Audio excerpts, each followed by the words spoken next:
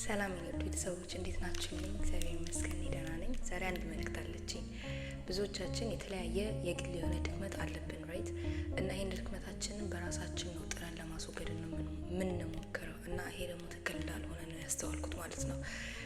በጣም አንዳንድ ጥሩ ነገሮች በህይወታችን ላይ ለመጨመር ያለብንን ድክመት ለማስወገድ የራሳችንን ጥንካሬ ላይ እንመካለን እና ይሄ ልክ አይደለም። ድክመታችሁን ለይታችሁ ካወቃችሁ በኋላ ቀጥታ እግዚአብሔር ጋር በቀጥታ እግዚአብሔር ወይ ይሄ የኔ ድክመት ነው፣ ከዚህ ነገር አስወግድልኝ፣ በቃ ይሄን ነገር ከህይወቴ አስወግድልኝ ብሎ መጸለይ መጠየቅ ማለት ነው እና እግዚአብሔርን ስትሬት ፎርዋርድ እንደዚህ መጠየቅ እኛ ከዛ በኋላ ለምንጥረው ኃይልና ጉልበት ይሆነናል እና ማመንም ሲኖር አንዳንድ ጊዜ ስህተታችንን ዊክነሳችንን ምናምን ነገር በቃ ሀምብል ያደርገናል እና ጥሩ ነገር ያመጣልናል ብዬ አስባለሁ ማለት ነው።